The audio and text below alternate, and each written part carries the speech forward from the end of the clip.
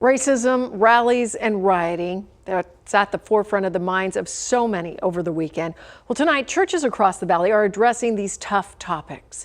Brittany Thomason spoke with pastors about the conversations that they are having with their congregations.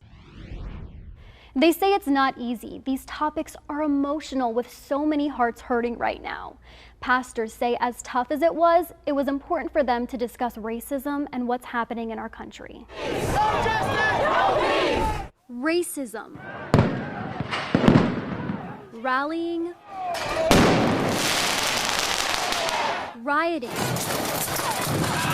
Subjects pastors in the valley say can't be ignored no matter how difficult they are to talk about. It is a trying time for all of us, but I think it's also a great time and a catalyst for us to have some great change in this country that's been needed for a very long time. Andre Miller is the pastor at New Beginnings Christian Church in Mesa.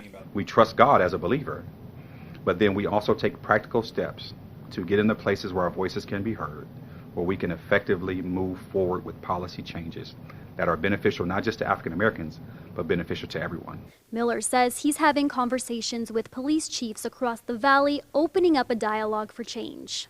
When you look at protesting that happened under Martin Luther King, eventually he ended up having sit-downs with people who were in power, Lyndon Johnson, to effectively move forward the civil rights movement. In downtown Phoenix, Pastor Brian Kruckenberg changed his sermon to address what's happening in our country. Now, the scripture says that we should mourn when our brothers and sisters are mourning, and that we carry each other's burdens. His church prayed Saturday night that people could protest peacefully. When someone's hurting, you need to listen to why they're hurting. And certainly my black brothers are hurting differently than I do in this, simply because of their experience. So I need to learn from that. Brittany Thomason, Arizona's Family.